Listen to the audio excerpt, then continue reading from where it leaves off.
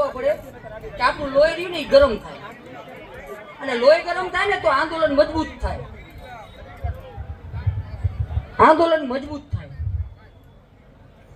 હવે આ ખેડૂત આંદોલન છે, પણ તમને હું એક વાત કહી દઉં. પેલા તો એ છાવણીમાં ઉપવાસ ઉપર બેઠા એ તમામ ભાઈઓ અને બહેનો અને આ જેતપરની બહેનોને અને મારી માતાઓને વંદન છે કે આ આંદોલનમાં ખડે પગે અમે જોઈ સોશિયલ મીડિયામાં કે ખડે પગે આયા ને આયા ગમે એવો તડકો હોય તો ઉભા રહી.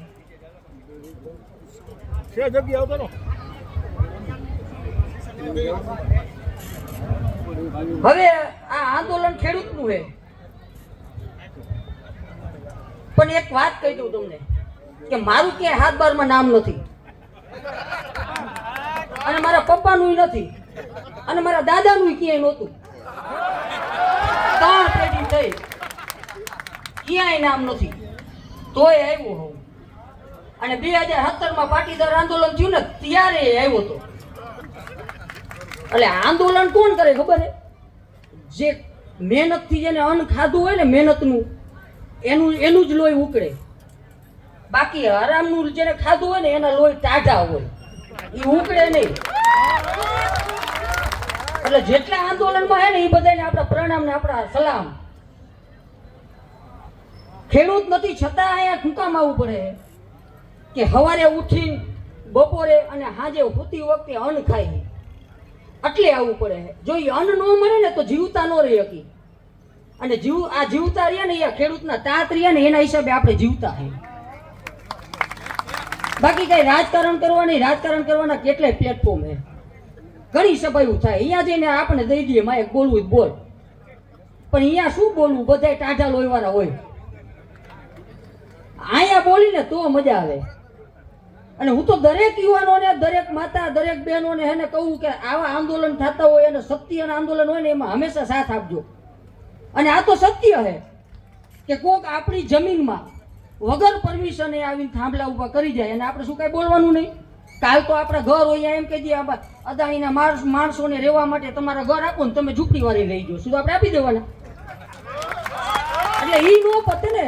અને આ જમીન એમને તમે જંત્રી ભાવે, મારે જમીન નથી, મારે 50 વીઘા જમીન જોઈએ. જંત્રી ભાવે સરકાર આપતી હોય ને મોરબી જિલ્લામાં તો 50 વીઘા મારે જોઈએ, અને એમાંથી 33% આવક હું સરકારને દઈશ દર વર્ષે.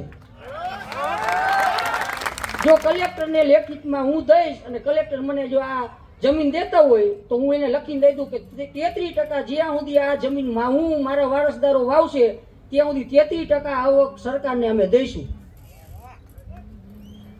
એટલે આ આંદોલન રહ્યું ને એ ખાસ ધ્યાન રાખજો, બંધ ન થવું જોઈએ. આપણી માંગણી જ્યાં સુધી પૂરી ન થાય ત્યાં સુધી બંધ ન થવું જોઈએ. કેમ કે સત્તાવાળા રહ્યા ને, સત્તાવાળા હોય કે બીજા વિપક્ષવાળા હોય, કોઈ પણ હોય, અને પ્રજા જ્યાં સુધી એક નહીં રહે ને તો આ લોકો કોઈથી આપણું સાંભળશે નહીં. આ જેતપરનો વારો હોય, કોંઢનો વારો હોય, આમ બીજે રાસિંગપર હોય, કાલ હવે મહેન્દ્રનગર આવે. એટલે બધાય ગામડાવાળાને, હું તો આખા ગુજરાતના ગામડાવાળાને કહું કે જ્યાં જરૂર પડે અહીંયા એકાબીજા મદદમાં રહીજો. અડધી રાતે પણ જો કાંઈ એમ થાય કે જેતપરમાં આવીને આમ થયું હોય તો મહેન્દ્રનગર, પીપળી, બેલા, રંગપરવાળા બધા રોડ ઉપર આવતા રહીજો. તો આ સરકાર હોય કે વિપક્ષવાળા હોય કે અન્ય ગમે તે પક્ષવાળા હોય, બધાને એમ થશે કે કાલ સવારે આપણી સરકાર આવશે તો આ પબ્લિકનું તો કરવું પડશે, એની કરશું તો આપણને ઘર ભેગી ના કરી દેશે. એટલે પાવર રહ્યો ને હંમેશા પ્રજાનો જ હોવો જોઈએ, કોઈ પણ પાર્ટીનો ન હોવો જોઈએ. પાર્ટી આપણી ગુલામ હોવી જોઈએ. એટલે જાજુ મારે નથી કેવું, અહીંયા ઘણા ગામના આવ્યા ઘણા વક્તા છે, એટલે આટલું કહીને હું મારી વાતને વીમું. બસ એકતા રાખજો. મારે જમીન નથી છતાં આવ્યો, હું જમીન વાળાને ખાસ કહું એકતા રાખજો, નકર તમારી 5 વીઘા એક થાંભલામાં વહી જાય મારા ગોળ થઈ જશો. હા, પાછી ક્યાંય અત્યારે દીકરીઓ નથી દેતા જમીન વગર, એ તમને ખબર જ છે. મને તો મળી ગઈ એટલે ઉપરવાળાની દયા. એટલે હું મારી વાત આ વિરમું છેલ્લે બધાને હર હર હર હર. આપણે મહાદેવની ગોળે શાંત હે, જરૂર પડે તો ત્રીજી આંખ ખોલશું, મહાકાળે થાશું.